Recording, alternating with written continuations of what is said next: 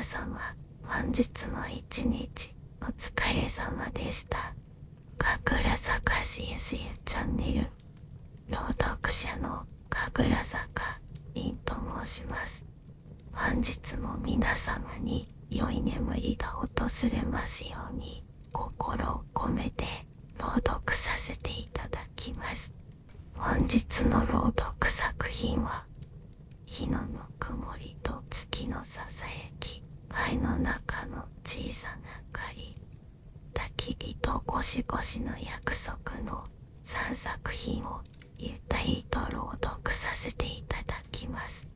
皆様におかれましては目を閉じリラックスして静かな朗読の世界に耳を傾けてください。これからも皆様にたくさんの癒しをお届けできますように、お休み前にチャンネル登録を忘れずにお願いいたします。明日も皆様にとって素敵な一日となりますように。おやすみなさいませ。日のぬくもりと月のささやき、海と山に囲まれた小さな町。初夏の夕暮れ、空にはまだ薄明るい色が残り、海から運ばれる風が街を優しく撫でていました。銀は店の棚から小さなガラス瓶を一つ取り上げると、草色のゲートを降り、そっと扉を開きます。今日はいい夜になりそうですね。つぶやきながら銀は店を出て海沿いへと向かう小道を歩きました。道の先には小さな川があり、海へと静かに流れ込んでいます。その川辺には焚き火台が設置されていました。初夏とはいえ、夜風はまだ肌寒く、焚き火のぬくもりが心地よいのです。銀は小枝を組み、火を灯しました。パチパチと弾ける音が静かな夜の帳に優しく響きます。焚き火の向こうの川面にはほんのりと星が揺れ始めていました。しばらくした頃、一人の旅人が現れます。おはようのマントを羽織り、靴には土ぼこりをまとった青年、ルカでした。こんばんは。いいわにっこりと微笑みます。ルカは少し驚いたように眉を上げ、それから遠慮がちに微笑み返しました。どこか疲れた様子をしていましたが、銀の声に安心したのか、そっと近づいてきます。こんばんは。ルカは小さな声で答え、焚き火のそばに腰を下ろしました。焚き火がそんなルカを歓迎するかのようにパチリと馳せます。しばらく焚き火を囲んだ二人の間に言葉はありませんでした。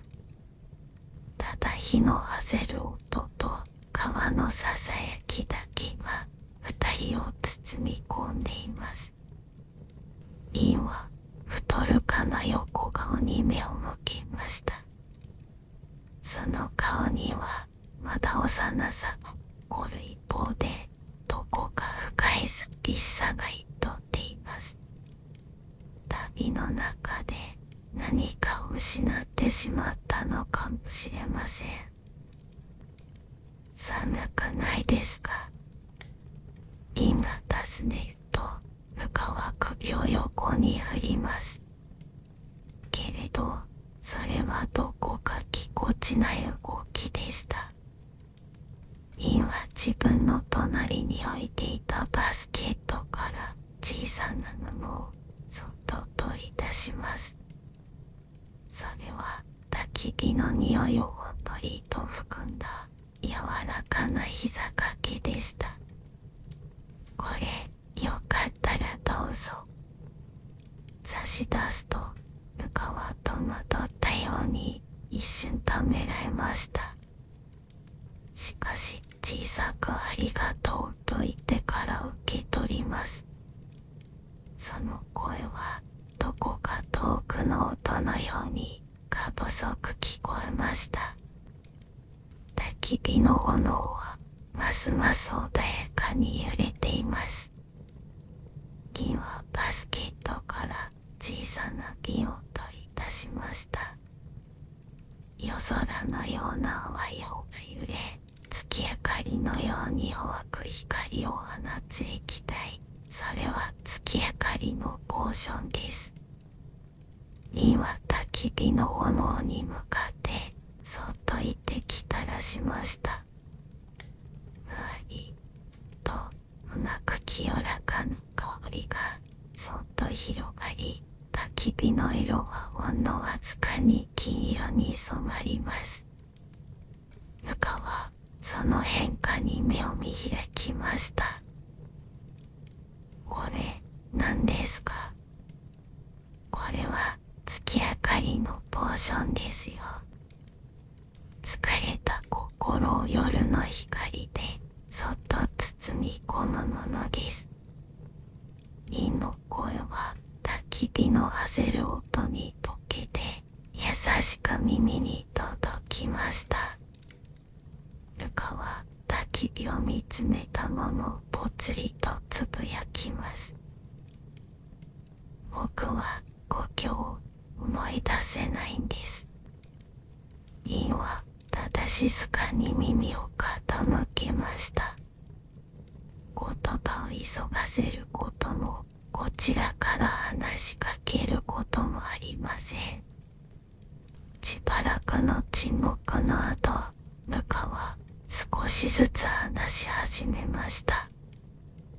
ずっと昔に旅に出たんです。家族と別れていろんな街を回ってきたんですけど、どこが自分の帰る場所だったのかをわからなくて知って、彼の声は焚き火のひときわ大きな焦る音に入れるように小さく震えていました。銀はそっと微笑みながら答えます。帰る場所は一つじゃなくてもいいのです。ルカは銀を見つめました。その瞳には驚きと戸惑いと、それからわずかな光がとっています。例えばあなたが今ここでほっとしてくれるなら、この川辺もあなたの帰る場所の一つになります。銀はそう言いながら再び焚き火に目を落としました。炎は月明かりのポーションに染まった銀の光を見ながらゆっくりと揺れています。その揺らぎはルカの心にもそっとハムを広げているようでした。ルカは膝掛けをぎゅっと握りしめながらぽつりとつぶやきます。本当にいいんでしょうか？僕みたいなどこにも居場所がないような人間でも。銀は静かにうなずきます。そこには自身も長年旅をしたからこそ言葉にせずとも理解できるものがありました。星は誰かを選んだりしません。夜空の下にいるすべてのものに同じように光を降らせます。だからあなたにも。ルカは目を伏せ、焚き火の中に何かを探すように視線を落としました。そして一つ深い呼吸をします。初夏の風がそっと二人の間を通り抜けていきました。川の音も風に乗ってささやきます。それはまるで失われた記憶が少しずつ帰ってくる音のようでした。銀はポーションの瓶を静かに夜空に掲げます。銀の中からはまるで小さな月が揺れているかのように淡く光が垂れていました。このポーションはあなたの心の中の温かな記憶を呼び覚ますものです。たとえ忘れてしまったものがあっても、心のどこかにはきっとぬくもりは残っています。蚊は小さくうなずきました。そして焚き火に手をかざしながらぽつりとつぶやきます。なんだか懐かしい匂い出します。リンはそっと目を細めました。それはきっとあなたの心が覚えている匂いですね。この焚き火も風もすべてがあなたの中にあったものなのです。ルカはそっと目を閉じました。初夏の夜風が焚き火の煙とともに彼の髪を撫でていきます。それは遠い日の記憶がほんの少しだけ蘇り始めているようでした。月は静かに夜空に昇っています。その光は焚き火と川の柔らかく照らしていました。そしてリンはルカに向かって優しく微笑みます。大丈夫、あなたは一人じゃありません。焚き火のぬくもりが夜の寒さをゆっくりと溶かしていきました。そして月明かりのポーションの力がルカの心にそっと寄り添っています。夜が深まるにつれ、焚き火はさらに静かに燃え続けていました。川辺には月光のベールが広がり、川も優しく撫でています。星たちもまるで二人を見守るようにちらちらと瞬いていました。ルカは焚き火の揺らめきに目を細めながらふとつぶやきます。子供の頃、こんな風に火を囲んで家族で話していた気がします。彼の声にはかすかな震えと、それ以上に温かな色がにじんでいました。リンはそっとルカを見つめます。その瞳に宿る小さな変化を焚き火の光とともにそっと受け止めました。どんなお話をしていたのですか？そう問いかけると、ルカは小さく笑いました。たわいもないことだったと思います。今日あったこととか、どんぐりを拾った話とか。でも、それがすごく嬉しかったんです。その言葉は夜風に溶けるように優しく響きました。ルカの中で失われていたはずの記憶が一つまた一つと光を取り戻し始めているのがわかります。リンは焚き火のそばに置いてあったカートを取り出し、温かいハーブティーを注ぎました。ふわりと立ち上る香りが焚き火と月明かりに包まれ、二人の間に柔らかな空気を運びます。どうぞゆっくりと飲んでください。ルカはカートを受け取り、両手で包み込むように持ちました。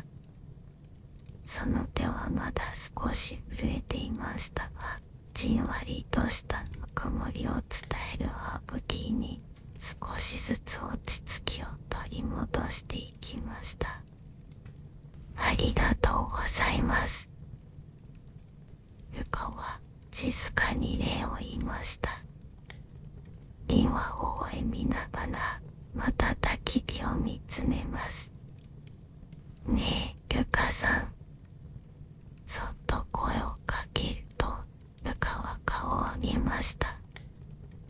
あなたの中にある光を大切にしてあげてくださいね。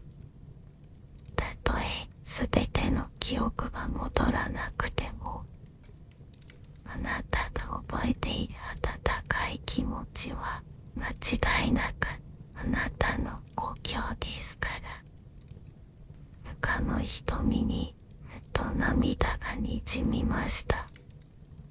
けれどそれは悲しみの涙ではありません。彼は小さくけれどはっきりとうなずきます。焚き火は金色の火の粉をパチリと弾き、川面には星を散りばめたような光景が広がっていました。そして夜風がふわりと吹き抜け、遠くから不思議なささやきが聞こえてきます。それは月明かりのポーションが呼び覚ました記憶の歌。ルカの心の奥深くに眠っていた大切な思い出の声。おかえり、ルカ。誰かがそう優しく呼びかける声がしました。ルカは驚いて周囲を見渡しましたが、そこにはリンしかいません。けれどリンは何も言わず、ただ静かに微笑んでいます。ルカは胸の奥に温かい何かが広がっていくのを感じました。それはずっと探していたものを帰る場所そのものだったのです。僕、ちゃんと帰れるんですね。ルカはぽつりとつぶやきました。それはどこか不安げでけれど希望に満ちた声です。ミンはそっとうなずきました。いえ、あなたの心が覚えている限りきっと帰れます。いつでもどこへでも。ルカは目を閉じ、深く息を吸い込みました。初夏の夜の香り、焚き火のぬくもり、ハーブティーの甘い匂い、そして月明かりの清らかな輝き。すべてが彼の心に優しく溶け込んでいきました。やがてルカはカートを置き、そっと立ち上がります。すると川面に映る自分の姿が少しだけ大人びて見えました。僕、もう少しだけ旅を続けます。ルカは迷いのない声で言いました。リンはそっとうなずきます。それもきっと素敵なことですね。ルカは微笑みました。そしてゆっくりと夜空を仰ぎます。月は金色の光で彼を照らしていました。その光は彼がどこへ行こうと決して消えることはないでしょう。焚き火は小さく揺れながら夜の静寂に溶け込んでいきました。リンはポケットから書を取り出し、静かに手を走らせました。今夜、川辺で出会った青年に帰る場所を見つけるお手伝いができました。月明かりと焚き火のぬくもりは彼の心にきっと明かりを灯したはずです。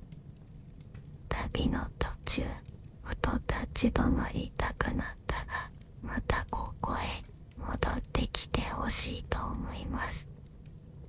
そしていつものように手帳の端に星型のスタンプをそっと押しました。それはリンがそっと祈るように刻む、またいつかという約束の証。ルカは背中に小さな希望を乗せて夜道を歩き出しました。彼の胸にはもう失われることのない明かりが優しく灯っています。そしてリンは静かな川のほとりで金色の月にそっと祈りました。あなたの旅路にたくさんの光がありますように。初夏の夜風が静かにささやきます。それはまるで誰かの祝福のように温かく響いていました。月明かりと焚き火のぬくもりと風のささやきに包まれて、ルカの姿はやがて夜の中へと溶けていきました。リンは静かにじゃり静かな川の流れに耳を傾けます。月明かりは変わらず降り注ぎ、星々は優しく瞬いていました。焚き火の残り火が夜風に乗ってほのかにぬくもりを伝えています。それは旅立つ旅人に世界がそっと祝福を送っているかのように。灰の中の小さな明かり。山あいの谷市は夜の帳にすっかり包まれていました。焚き火台には昼間の名残がかすかに残っていたものの、火の勢いはほとんど消え、灰色の底で細々とした赤い炭が点滅しているだけです。風が山肌を撫でるように吹き抜けるたび、灰がオロオロと揺れ、かすかな光のかけらが暗闇の中にちらちらと瞬きました。その火のそばに一人の青年がうずくまるように座り込んでいます。彼の名前はカイと言います。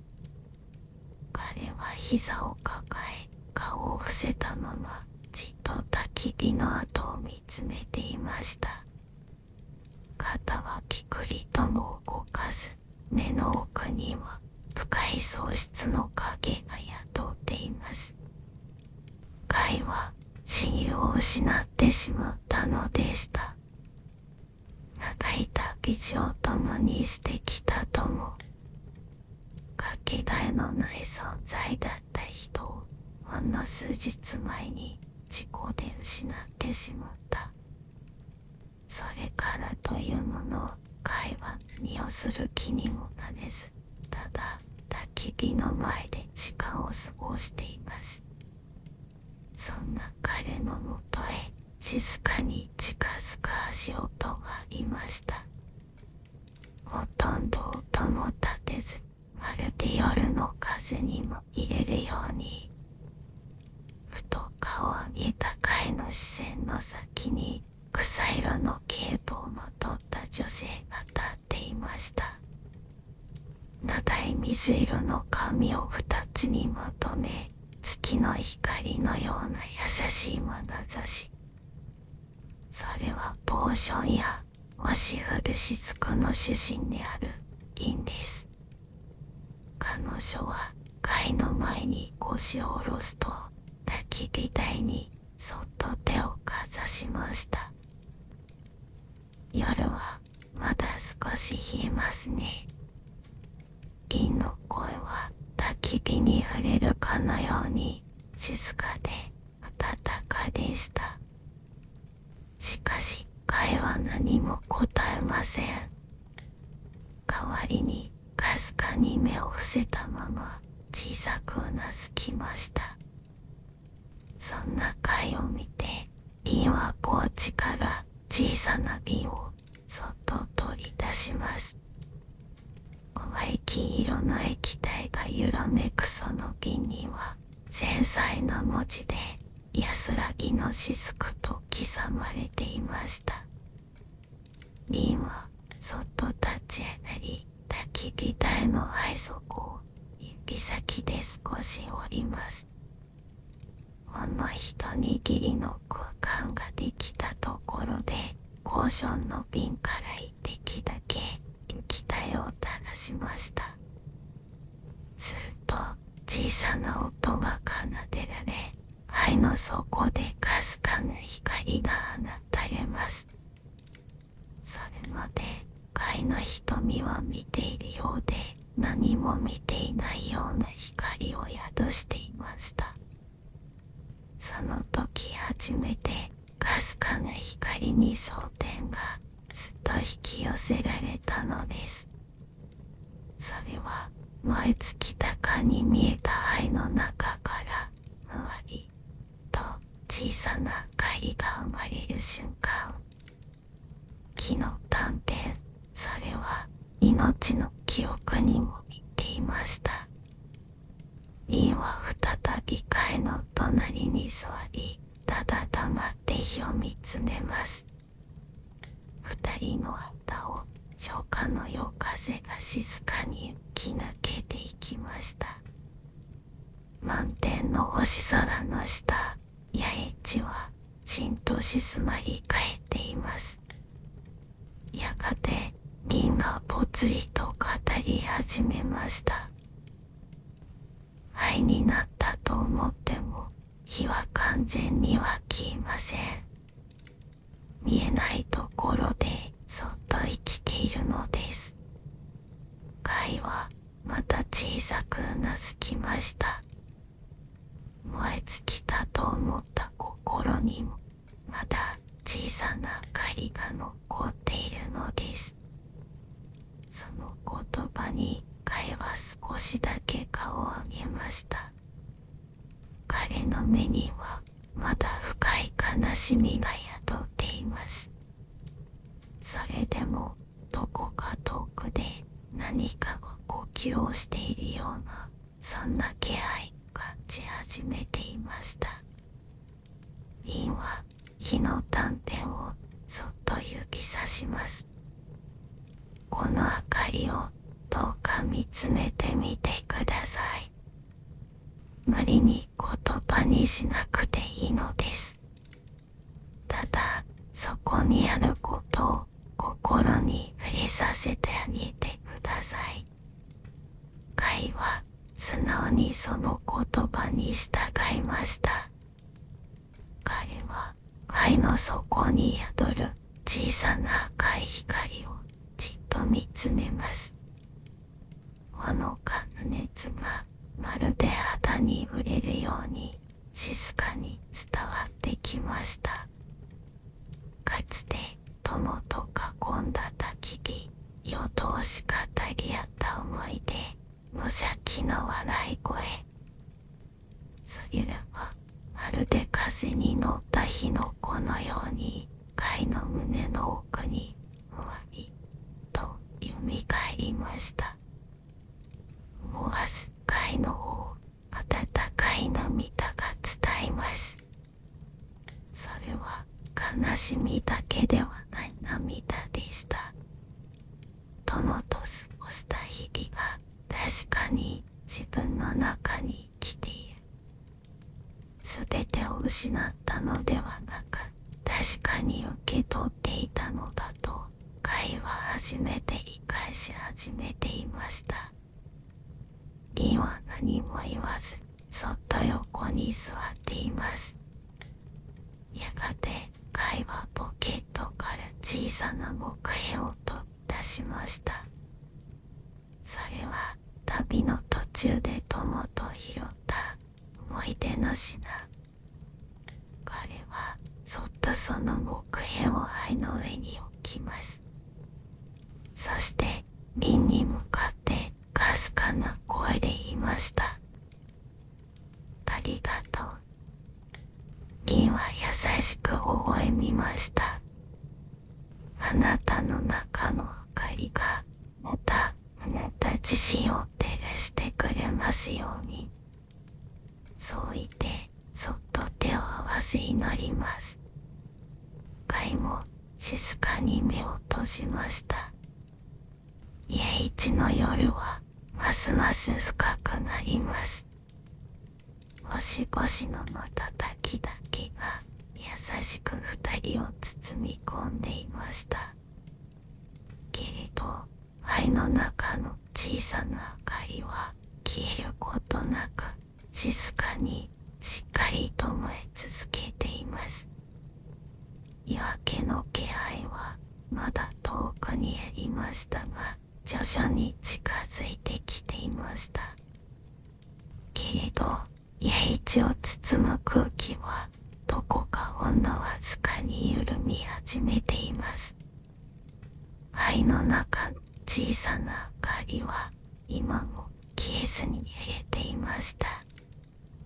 それはまるで深い闇にささやかな道しるべを立てるような静かで確かな光のようです。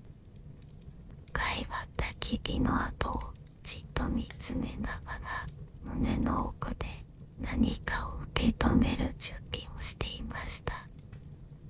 それは喪失を忘れることではありません。失った悲しみと共に歩き始める小さな一歩を心のどこかで探していたのです。リンはそんな貝の隣で静かに時を過ごしていました。やがてリンは再びポーションの瓶をそっと取り出します。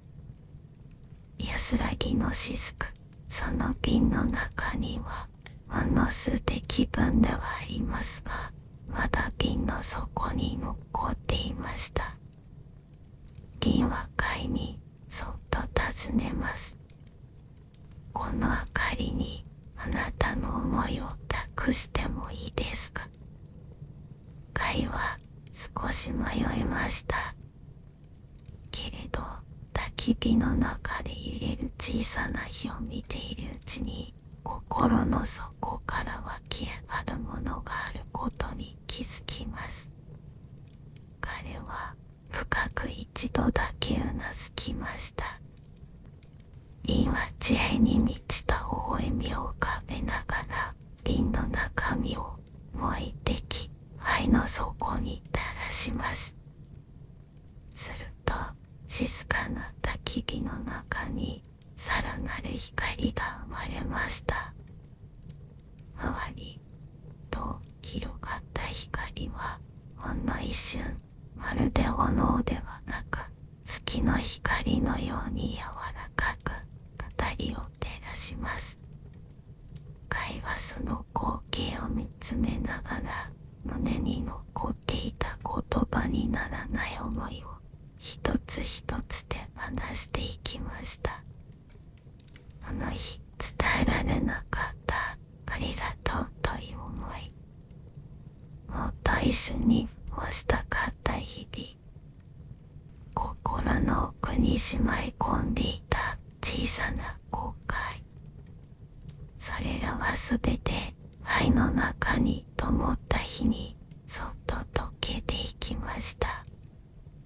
瓶は小さな包みをそっと取り出します。それは必要な人のために彼女は時折編んでいる惜しくそう追い込んだお守りでした。これをどうぞ。貝は驚いたようにそれを受け取りました。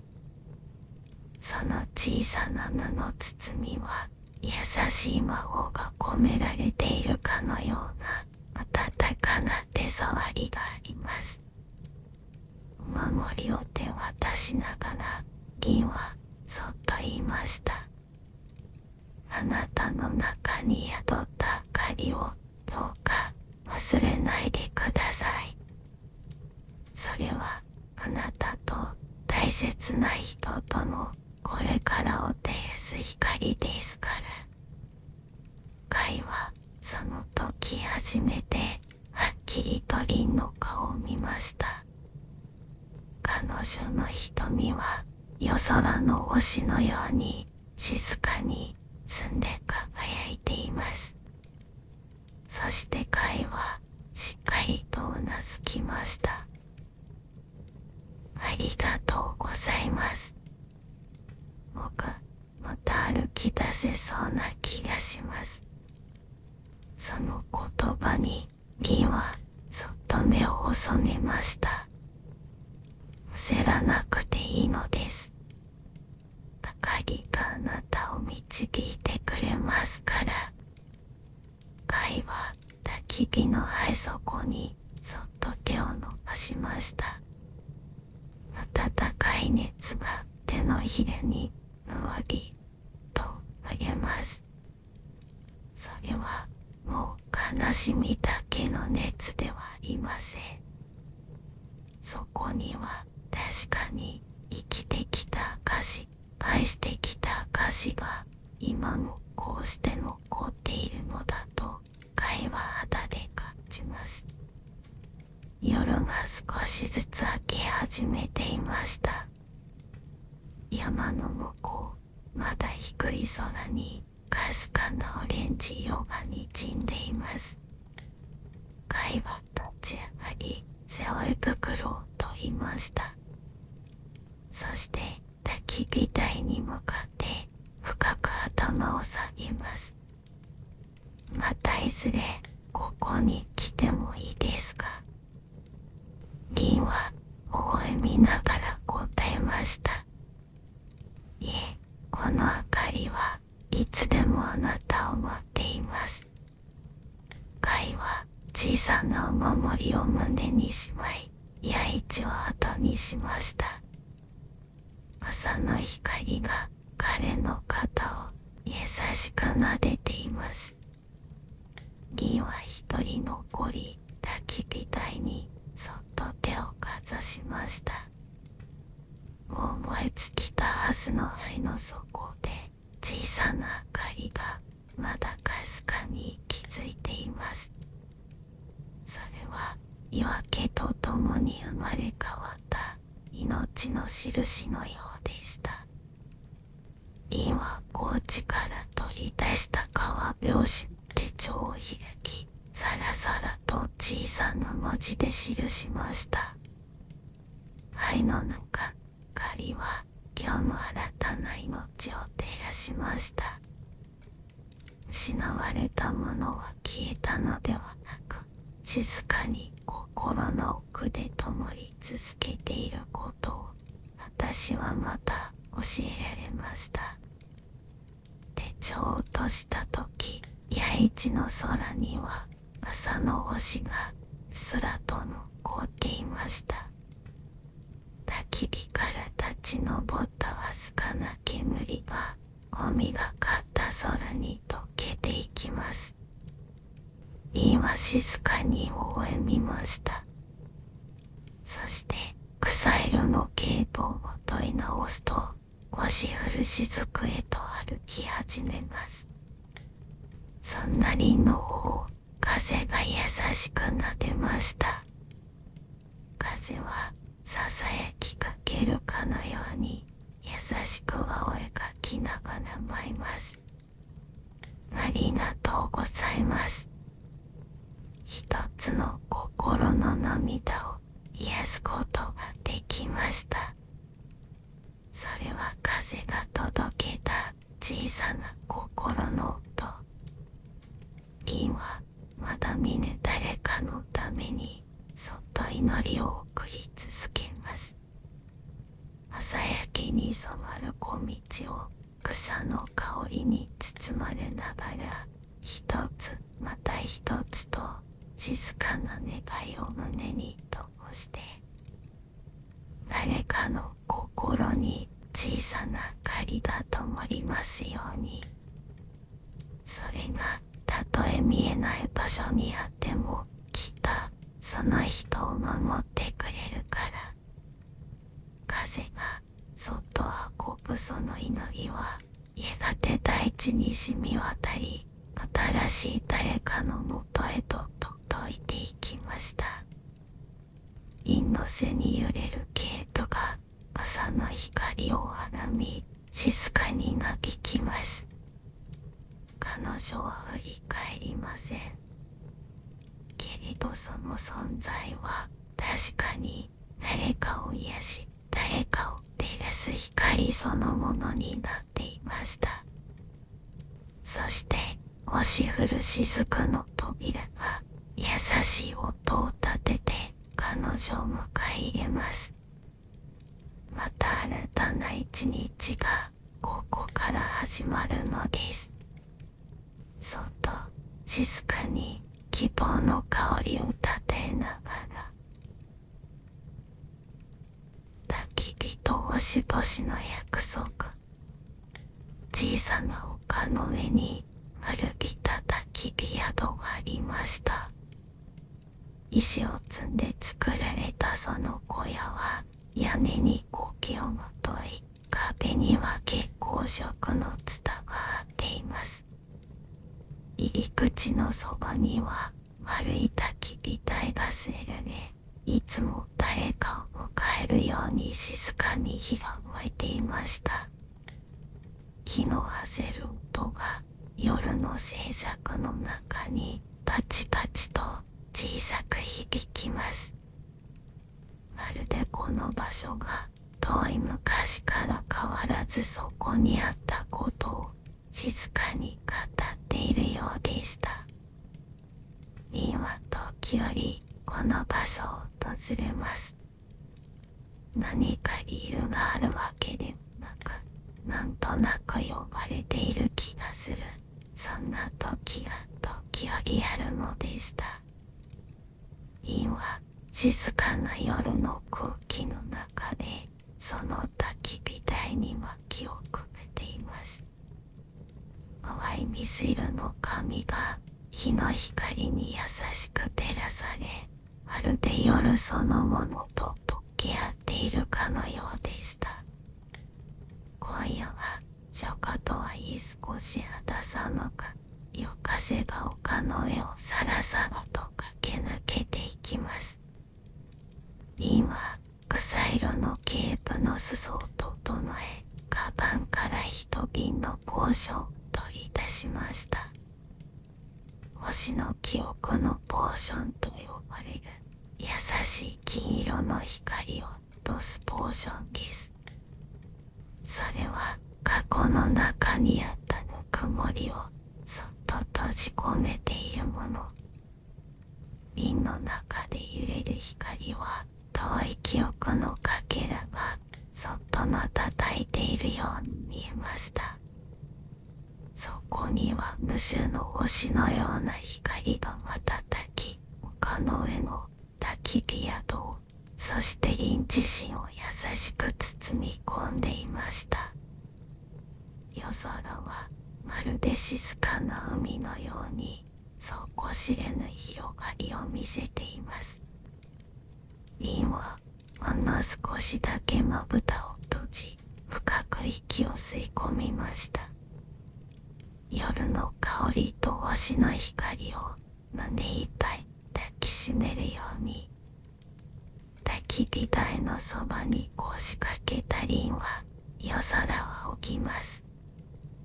しばらくすると草むらの向こうから小さな足音が聞こえてきます。カサカサと草をかき分けるその音はどこか頼りなく迷子の子供を思わせました。やがて月明かりの下に一人の少女が姿を現します。クリールの髪をふわりと揺らし、くすんだ青いワンピースを着た彼女は言いたように周囲を見回していました。銀は微笑み、焚き火台の火を少し強めます。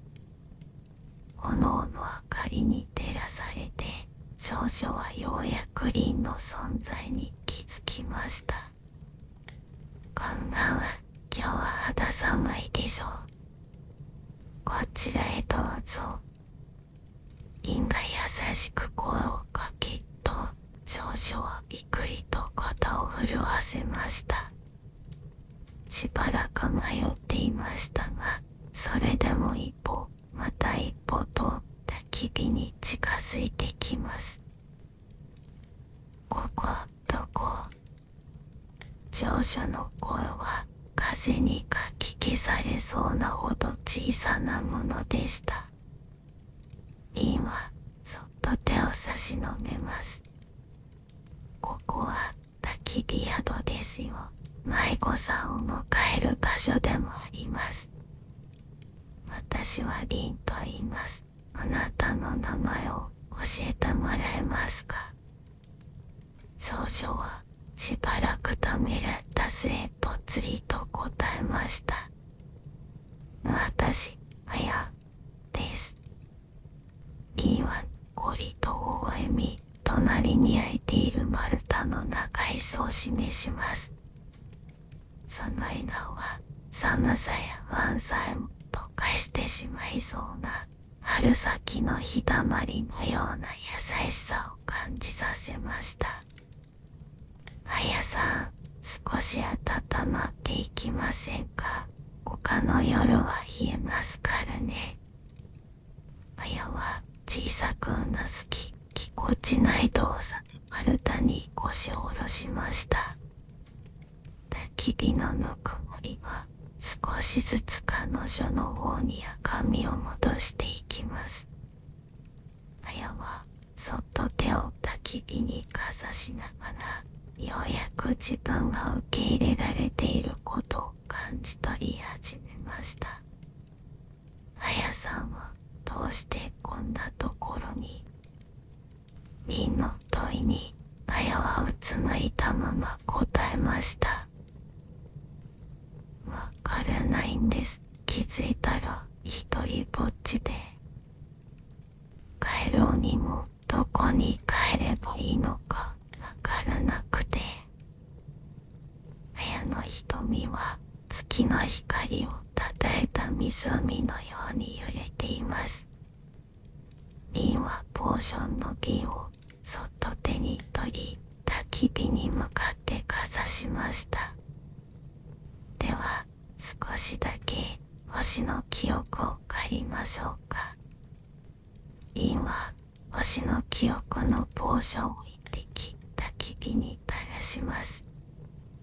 ちょっと小さな音を立てて、ポーションは焚き火に溶け、火の色がほのかに金色を帯びました。そして炎の中に不思議な光景が浮かび上がり始めたのです。それは夜空に浮かぶ無数の星々。そして小さな手がその星に向かって伸びる様子でした。これは、あやは驚き、焚き火に目を凝らしました。そこには幼い少女が一心に教えと手を伸ばす姿が映っています。まるで願いをかけるかのように純粋な心で。あやさん、あなたは昔星に願いをかけたことがありますね。リンの静かな声にあやははっと顔を上げました。忘れかけていた記憶が焚き火のぬくもりとともにゆっくりと心に満ちていきます。私、覚えてる。お星様に迷子になりませんようにってお願いしたこと。綾の声はかすかに震えていました。小さな手がぎゅっと自分のワンピースの裾を握りしめます。思い出した願いは胸の奥でほのかに光り始め、綾の心をそっと温めました。銀は綾の隣にそっと座り、夜空を指さします。わしたちはちゃんと願いを覚えています。だからこうしてあなたを導こうとしているのですよ。綾は夜空を見上げました。たくさんの星が確かにそこに瞬いています。誰にも気づかれないまま静かに、けれど確かに綾を見守るかのように。でもどうやって帰ればいいの？綾の問いは切実な響きを持っています。その声は夜風にかき消されそうな音が遅くて、けれど確かに凛の胸にそっと届きました。凛はポケットから小さなコンパスを取り出します。それは星の模様が刻まれた不思議な羅針盤でした。これは星のコンパス、あなたの心が願う場所を指し示してくれます。凛はそっと綾の手にコンパスを出しながら続きました。ただしコンパスを動かすのはあなたの小さな願いです。綾は慎重にコンパスを両手で受け取ります。その手は小さく震えていて、綾自身もそれに気づき、指先に力を込めました。コンパスの針は最初はぐるぐると迷っていましたが、やがて一つの方向を指し示します。それは丘を降りた先にある古びた道の方向でした。綾は目を丸くして火を見つめます。私、帰れるの？凛はにこりと微笑みます。あなたの中にある帰りたいという気持ちがちゃんと道を指し示してくれました。綾の瞳にポロポロと涙が溢れました。けれどそれは悲しみの涙ではありません。焚き火のぬくもりと星の光に包まれながら、彼女は心の奥に眠っていた願いをもう一度思い出したのです。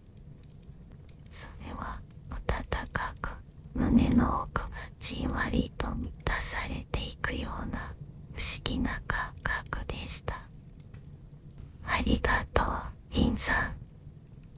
綾は涙を拭いながら笑いました。それはとてもとても眩しい笑顔です。凛はそっと目を細めました。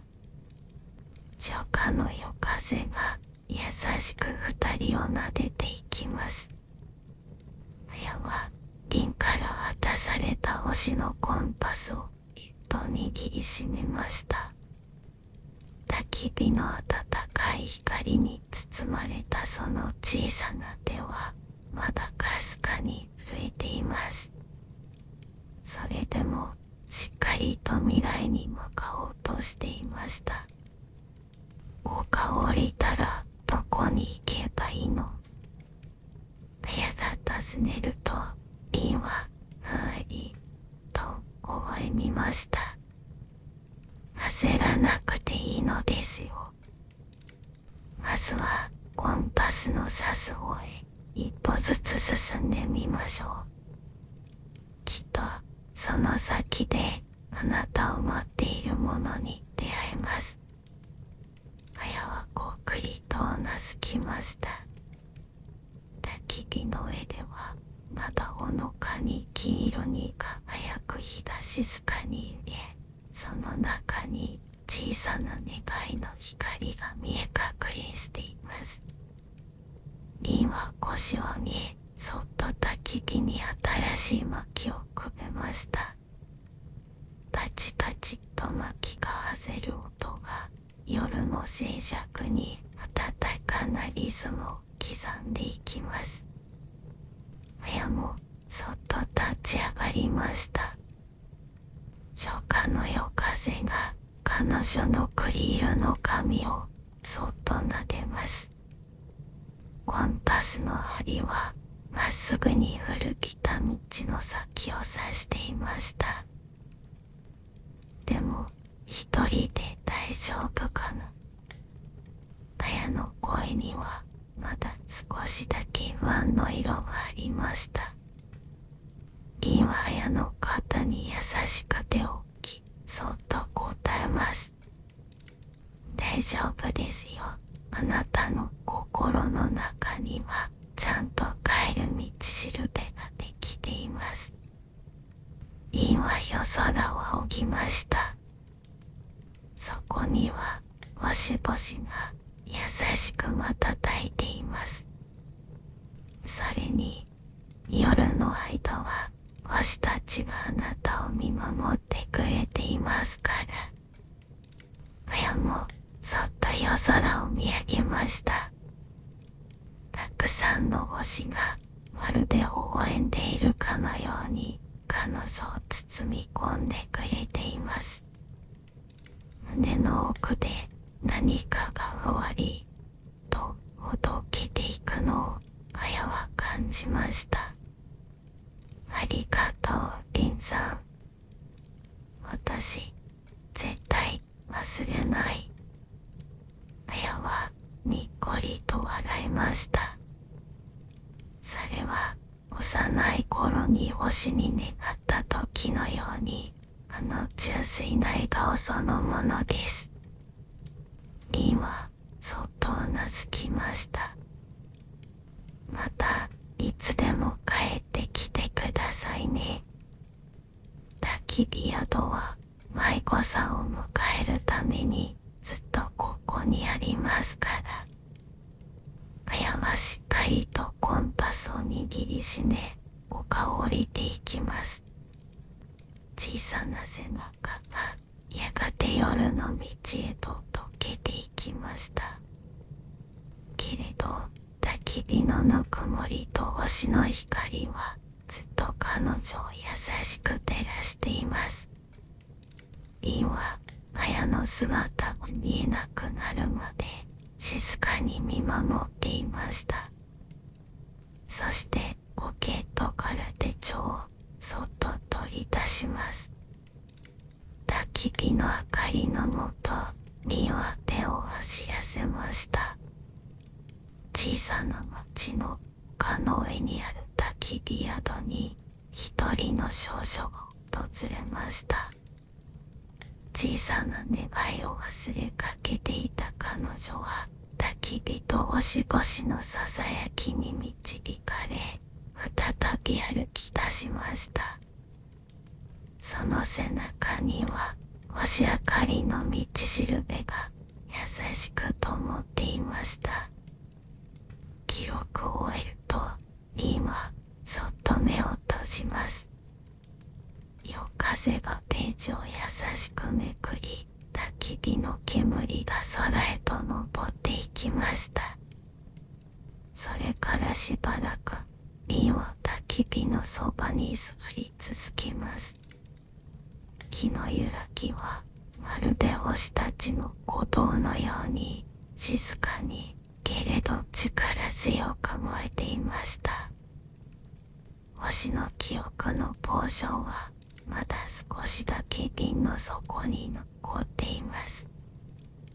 リンはそれを見つめながら心の中でそっと祈りました。どうか綾さんが自分自身の光を見失わずに受けますように。その祈りは煙に溶け、風に乗り、夜空の星たちへと静かに届けられていきました。丘の上では夜空がますます澄み渡り、星々が明るく瞬いています。遠く風に乗って綾の小さな歌声がかすかに聞こえてきたような気がしました。それは夜と星と焚き人が織りなす静かで温かな約束の歌。陰は静かに目を閉じ、胸に手を当てます。たとえ離れていても、心の奥には必ず温かな光が残ることを知っていたから。そしてまた次の誰かを迎えるために焚き火台に薪をくべ直しました。焚き火は夜空へ向かって優しく力強く燃え続けます。すべての小さな願いがいつか叶うその日まで。ご清聴ありがとうございました。すでに眠りに疲れていれば幸いですが、まだご覧いただいている方はおられますか？おられましたらチャンネル登録をしていただけると嬉しいです。これからも心地よい朗読をお届けいたします。どうぞ素敵な夜をおやすみなさいませ。